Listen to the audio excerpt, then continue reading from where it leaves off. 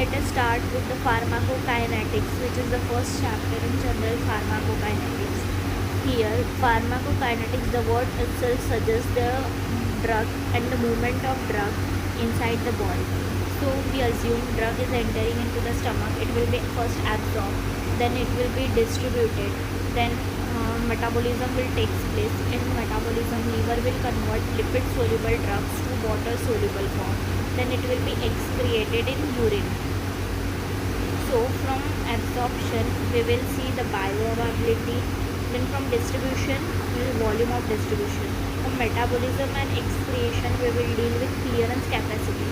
So clearance capacity is a primary pharmacokinetic parameter from which we can calculate the half-life, then loading dose, which is the initial dose, then maintenance dose. These three are the secondary pharmacokinetics parameter. So let us start with absorption first. Absorption, it is a cellular barrier. A drug has to cross to reach the systemic circulation. As we have learned about the absorption in the stomach GIT, where the drug needs to cross the cellular barrier to get absorbed into the cells. So in which it is absorbed in the veins. So we have to deal with three things, that is how does it crosses the cell barrier, and then route of administration and bioavailability of the drug. So first, how the drug crosses the cell barrier. Simple passive diffusion.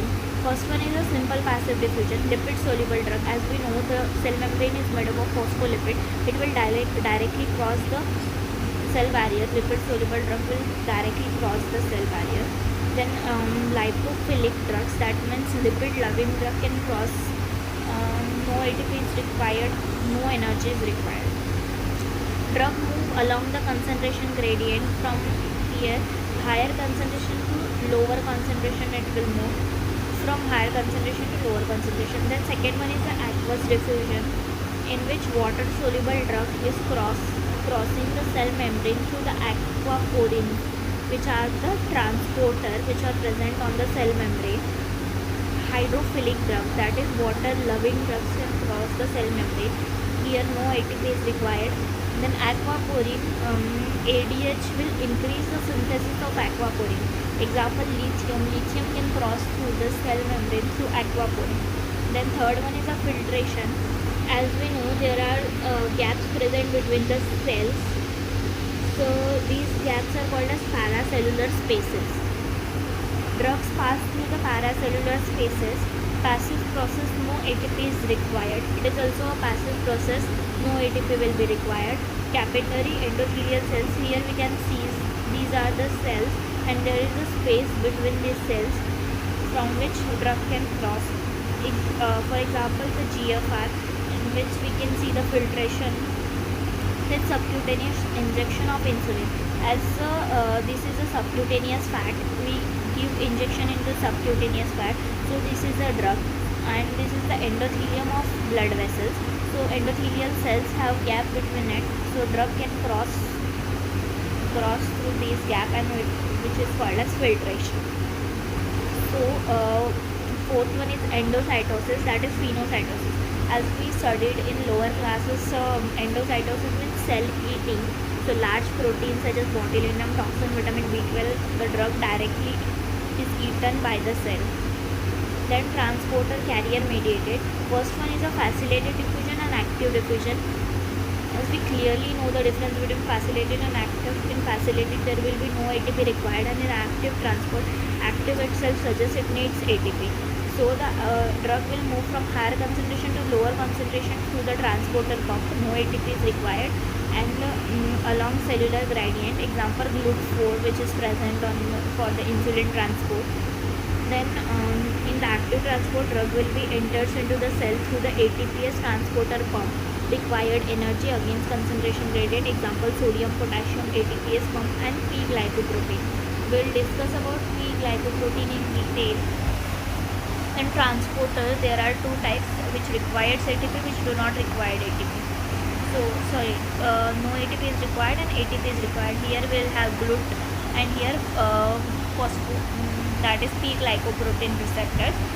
They belong to family SLC, that is solute carrier, and they belong to family ABC, that is ATP binding capsid. P glycoprotein, which will belong to the ATP required and family ABC. So let us start with P glycoprotein efflux transporter. They are called as efflux transporter. Here you can see this is the P glycoprotein. So as drug enters into the cell, it will be effluxed by the P glycoprotein. The drug will move out of the cell, which is also known as multi-drug resistance transporter or multi-drug resistance protein. It is present on the GIT, which decreases absorption of drug. Here you have to understand, we have to learn that is it decreases the drug absorption into the blood. So it will decrease blood absorption. To decrease the blood absorption, it will decrease drug absorption in GIT. It will increase urinary excretion, increase the bile excretion. It decrease the entry of drug in blood-brain barrier or placental barrier. Drug which is identified by P glycoprotein is called as substrate of P glycoprotein. As you know, digoxin is identified by the P glycoprotein, so we will call digoxin as a substrate of P glycoprotein. Drug which inhibit the activity of P glycoprotein are called as P glycoprotein inhibitor. So we have two types of categories, that is, one is the inducer and second one is the inhibitor. Rifampicin is the inducer of P glycoprotein, and rifampicin will increase the function of P glycoprotein. As we know, the function of P glycoprotein is to decrease the blood absorption, so it will reduce the effect of digoxin. And P glycoprotein inhibitor, we can learn with the help of mnemonic QUAC ER, that is quinidine, valpomil, varapamil, amidarole. Here you can learn erythromycin, etc. So as we combine P glycoprotein with inducer, then it will increase the urinary excretion of digoxin and reduces the effect of digoxin. As we combine P glycoprotein with the inhibitor, then it will reduce urinary excretion of digoxin and toxicity of digoxin can occur. Then come towards the rate of diffusion. Here we will discuss about the Fick's law. We have the mnemonic, that is cap upon topi.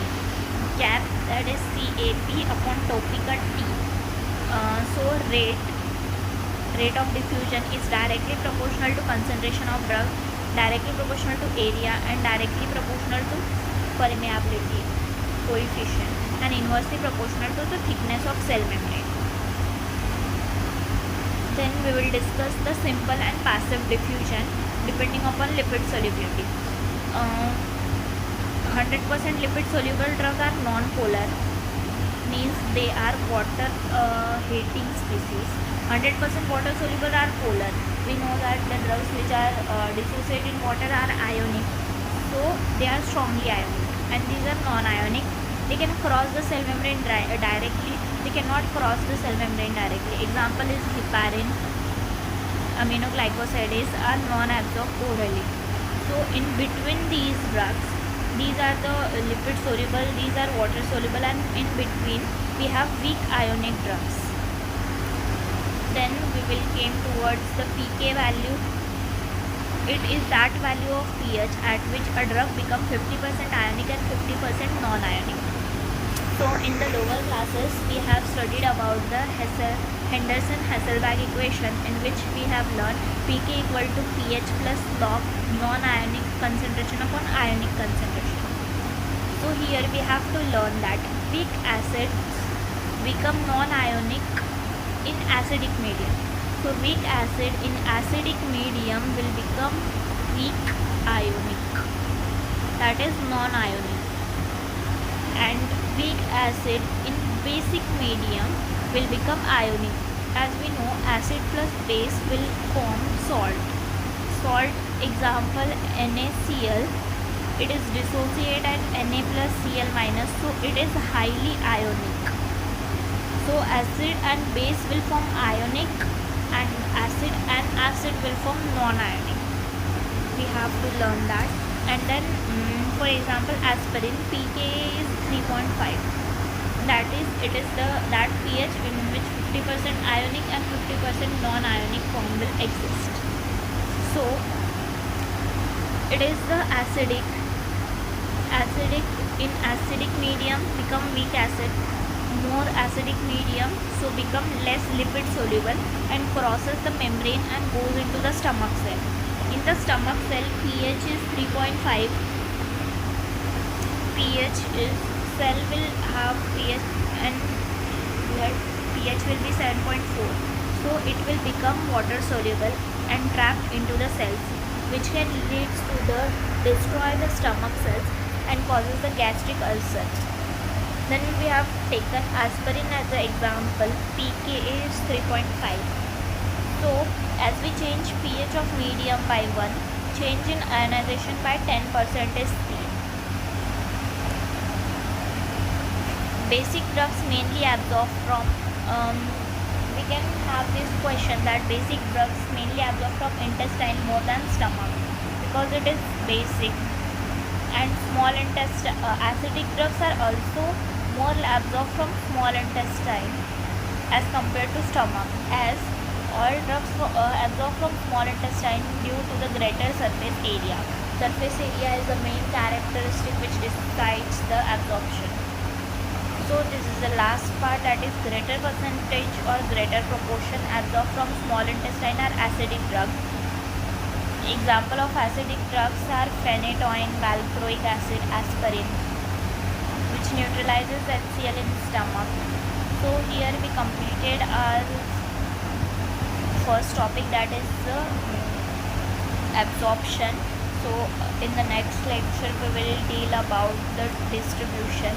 So thank you so much for watching.